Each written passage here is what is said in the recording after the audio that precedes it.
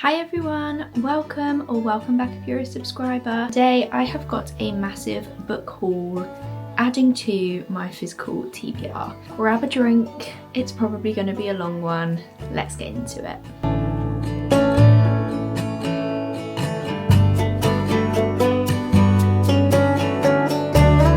So the main bulk of the books that I have today are from 66 Books, which is a warehouse in, I believe,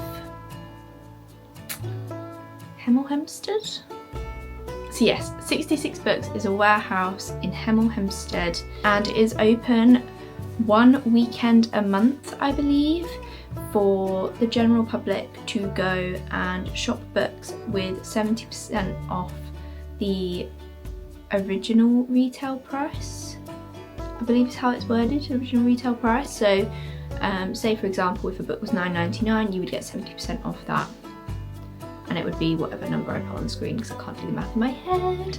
I went on a Sunday. We got there for about 11 o'clock and there was no queue, we went straight in. You pay £2 entry and that basically is linked to your postcode, your home address, and then whenever you go back you don't have to pay that £2 again.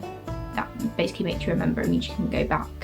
And I got quite a lot of books from there. So the first lot of books are from 66 Books, and then the second lot of books are just books that my friends have lent me to read. So we've got a really good mix and a lot of books to get through. So 66 Books, there are so many different books.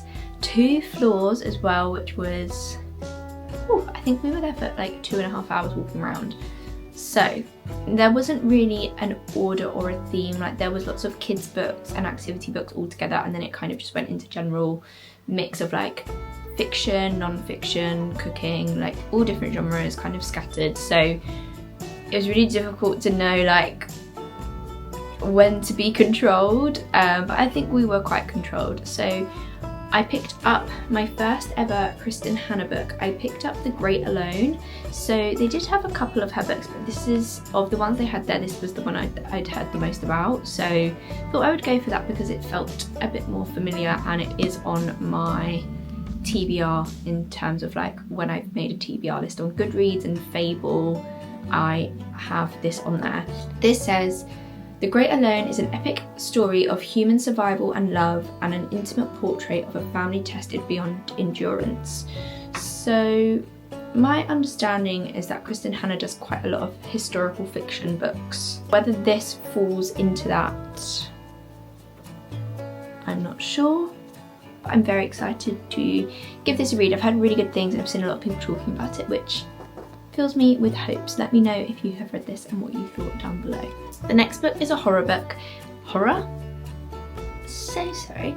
The next book is a thriller book, and this is by Jason Rekulak? Sorry if I've pronounced that wrong, but this is the author that wrote Hidden Pictures, which is a thriller book that I really want to read that my friend is going to lend me. And we saw this and we thought we would give this a go as well. So this one says Last One at the Wedding, or is called Last One at the Wedding. It says the guests are arriving and the celebrations are starting, but there's something strange about this wedding. It sounds like a wedding gone wrong, and I'm very intrigued. I've not really read a wedding themed thriller before. I don't know if that's a general theme of a thriller book, but I am very excited to read this. It says Maggie is marrying into one of the richest families in the country and Frank finds himself overwhelmed by the social circle she now moves in. He'll do anything to reconnect though and arrives at their New Hampshire estate ready to bond however he can with Maggie's in-laws.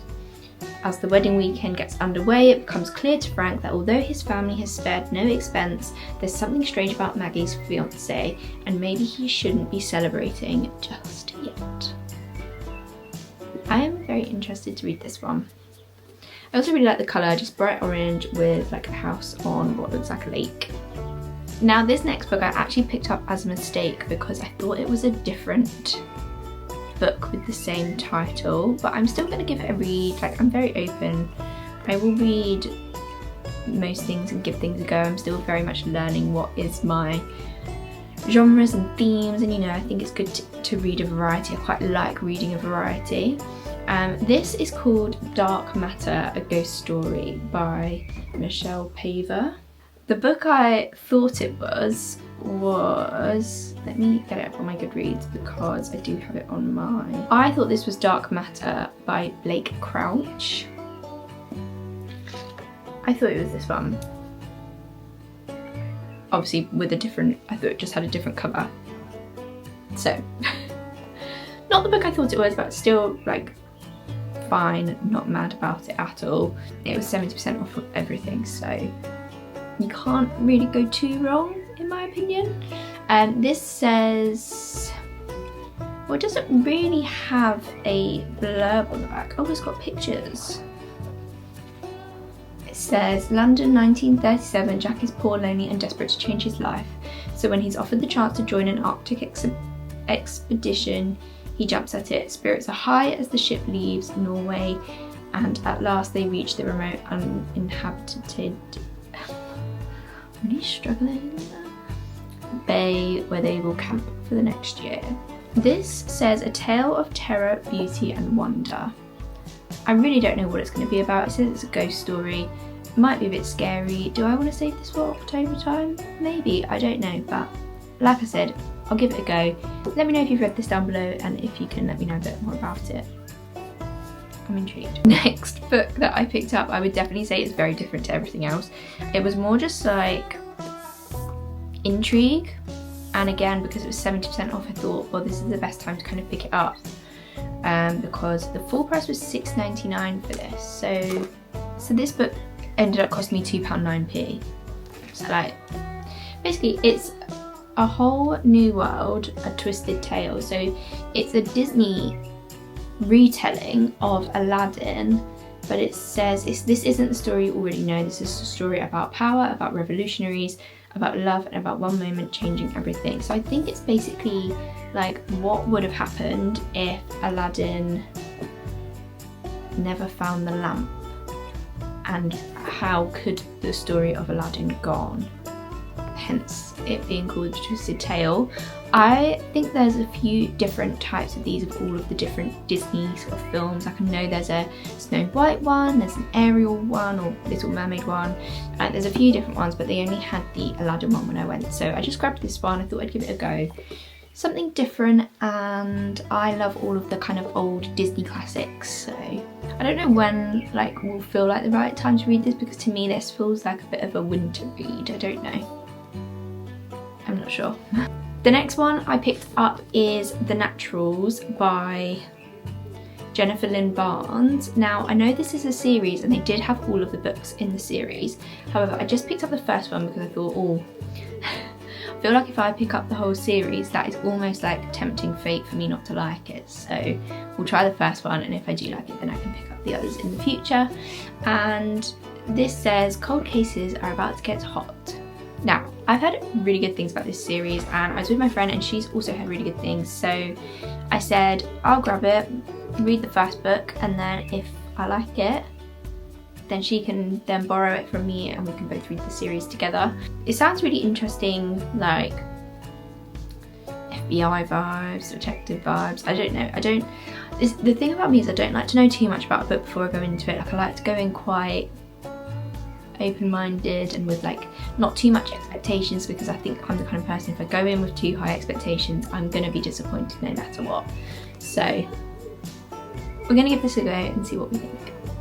I feel like I've picked up such a weird variety of mix of books, but the next one I picked up is The Lamb by Lucy Rose. Now again, I've seen so many things about this book and I'm really intrigued. Again, I don't know too much about it, but it says a folk tale, a horror story, a love story and enhancement, which, what an interesting mix of words to describe a book. And like all of the reviews on the front, hard to shake, fearful and fantastic, deliciously dark, irresistible. Lots of interesting reviews, and I've seen a lot of people like talking about this in their YouTube videos and reading wrap-ups and things like that, and giving it like 5 stars, 6 stars, like obsessed with this book. So again, I saw it, I had to grab it. Do I know much about it? No. but keep an eye out. I will definitely do like a reading vlog, and when I read this, I'll do a review of it for you guys. We have another thriller book in the mix, and this one is Tell No One by Harlan Coben. Me and my friend were talking about this. Thriller books always have bright yellow or bright pink writing on the front. Not always, but it seems to be a very common theme. We were like, oh, that's a thriller book. Oh, that's a thriller book. There must be some kind of marketing, or, you know, like, I don't know, when you're at school you'd be like, oh, red annotates anger, or yellow and black together annotates danger, like wasps and bees, and hazard signs are yellow and black and things, I don't know. Anyway, I'm going off topic, but basically this looks like it's following two people, or the story of two people who would go back to the same lake every year for 13 years, and then something happens on the 13th year. One of them is unalived, the other one is not, but left in a really bad condition, goes on to the court case, etc. But things unravel, is my understanding. Obviously I haven't read it yet, so I don't know if that's right, but that's my understanding of what the book covers. And it does say, like, one of the reviews on the back says, a pulsing, pacey, devour at one sitting thriller, which sounds promising. I also picked up my first ever Abby Jimenez book. Now, I have seen so many amazing, great things about Abby Jimenez's writing, her stories, her books, and they did actually have a few there, but they were really high up on a shelf, and this one is the only one I could reach. I mean, I wasn't too fussy about what one I picked up because I've heard pretty good things about all of them, and I just wanted to pick up one and give it a go and see what I personally thought. So I picked up this one, which is called Life's Too Short. First of all, the cover is so cute. There's a little dog on it. Yay! I think this is just like a romance rom-com kind of vibe, like a nice, easy read. I never know how to describe these books because I don't want to read too much into them and give everyone new spoilers, but let me know if you've read any of Abby Jimenez's books and what you think. This next book I have read already, so it's not added to my TBR, but it is a book that I borrowed from my friend, and then once I read it, I fell in love with it, loved the book so much. Saw they had it in hardback there, so I picked up my own copy of Remarkably Bright Creatures. Now, I was like, oh, is this silly buying it if I've already read it? Like, do I need it? I definitely think this is a book I will down the line reread, but also it's one that I really, really want to lend to my sister, to my friend to read. Like, it's just a book that I would love to be able to say, like, oh, have you read this? No? Here you go. Give it a read. This is me saying to you, if you've not read this book, give it a read. It's a lovely, wholesome book, and I feel like it's a nice, quite a nice spring read, I would say. So going into spring, definitely would recommend. This, if you don't know, is following a widow called Tova. She works in an aquarium and forms an unlikely friendship with an octopus. It's just very cute. I love it. And it's actually being made into a film on Netflix, which comes out next month, which I'm so excited to watch. But yeah, I've now got my own copy and I'm really, really happy about it, if you can't tell. The next two that I picked up are quite different. I picked up two classics. I know, but look at how gorgeous. Gorgeous. Look at how gorgeous these covers are. I'm sorry. Beautiful. So I got The Secret Garden by Frances Hodgson Burnett. Just now, have I read The Secret Garden before? I don't know. The blurb is inside the book. It says, orphaned Mary Lennox is sent to live with her uncle at Misselthwaite Manor, a remote mansion on the Yorkshire moors. She is a lonely child and miserable until she stumbles upon the key to an overgrown secret garden that has been locked for 10 years. The discovery brings a miraculous change in Mary and leads to Misselthwaite Manor giving up its dark secret. I really do think I've read this as a kid and I can't explain it, but if it's not the book I'm thinking of, then I really want to work out what the book was. So I will read this and I will let you know if it is the book I'm thinking of. But I just think it's such a beautiful cover, and I did kind of have in my goals this year that I wanted to read at least 2 classics, hence picking up this one. And then I also picked up, which I'm excited for, Little Women again. Look at the cover.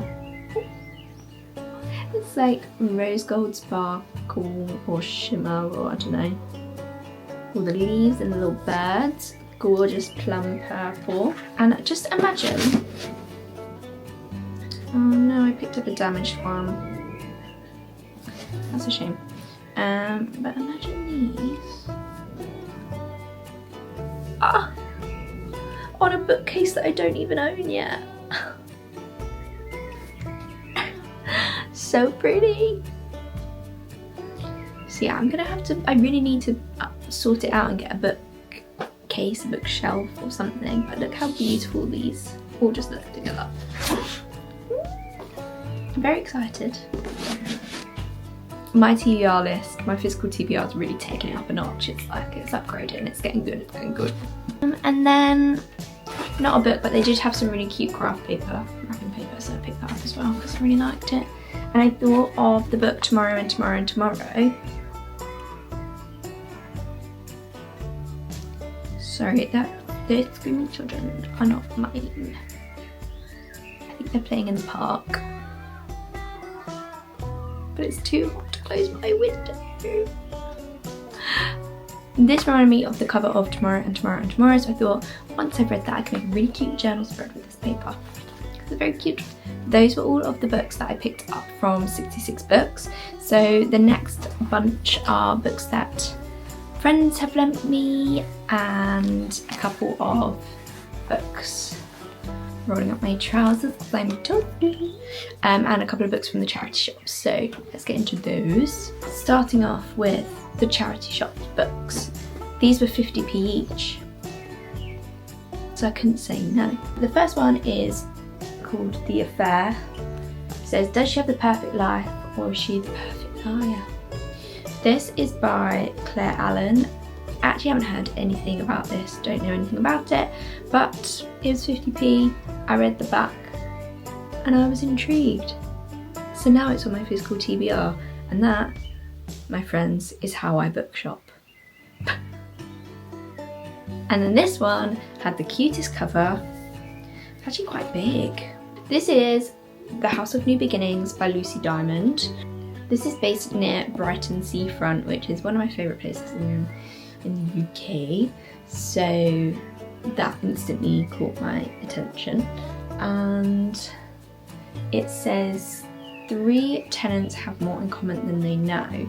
So I think it's like 3 people that live in the same flat building, maybe, not necessarily in the same flat. Just following 3 people that live in Brighton. The cover's cute, says House of New Beginnings, makes me think that something positive is going to happen. It also says one life-changing summer, so I thought, ooh, that could be a really good holiday summer read maybe. So there's a chance that I'm going to save this for when I go on holiday. I don't know. We'll see. It feels like a good beach read. I then have 3 books that a couple of my friends have lent me. The first one is a thriller book by Andrea Mara called No One Saw a Thing. This I have seen a few reviews of, not loads, but I have heard a lot about Andrea Mara thriller books, so I am really excited to give this a go and just see what I think. Said, no one saw it happen, everyone is lying, someone is to blame. Your two little girls jump on the train ahead of you as you try to join them. The doors slide shut and the train moves away, leaving you behind. That's already quite a stressful start. It's only when you reach the next stop that you truly begin to panic because there aren't 2 children waiting for you on the platform, there's only 1. Uh-oh. Very intrigued. Andrea Mara, yeah, heard lots of things, so I'm excited to read my first one of their books. We then have a big old chunky hardback of Swept Away by Beth O'Leary. I read Beth O'Leary's Flat Share in February or March, I think it was, and I really liked it. It was a lovely, like, wholesome, easy read. It didn't take a lot of brain power, which is quite nice sometimes. Just nice, just a nice feeling book. So I really wanted to read this one and see what I thought. One, I think the cover is so cute. I really like all of Beth O'Leary's covers. They catch my eye. Excited to give another one of her books a go and see what I think. And sometimes I feel like her books are probably going to be quite nice to break up things like thriller books that are quite fast paced, maybe sometimes have some quite heavy themes. Like, I feel like this would be nice to break up the genres basically. And last, but by no means least, I have got Wild Dark Shore by Charlotte McConaughey. I'm very excited to read this. I've seen so many amazing reviews on this book, and I think it was in my March TBR maybe, or my February reading, I can't remember, but at some point I mentioned that I really want to read this and that my friend was lending it to me. I do now have it, so chances are this will be read in May because I've still got a couple of books left to read on my April TBR list, but I'm very, very excited to give this one a go. Like I said, I've seen so many amazing things. It says, a family on a remote island and mysterious women wash the shore, a storm gathering force. So, do I know much about this? No, but I'm quite excited to give it a go and see what I think. I also really love the cover.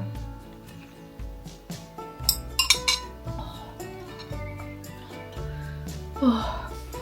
When I tell you this room that I film in is the hottest room in the house, it gets so hot. I've not dressed appropriately. The sun has just suddenly come out and now I'm toasty. I'm toasty and I'm in a jumper.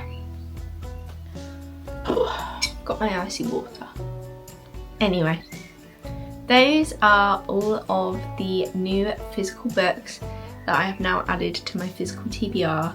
The list is growing, guys. It's getting out of hand. I need to get a bookcase or a bookshelf because I currently just have all of my books in bags under my dressing table and it's getting a little bit out of hand.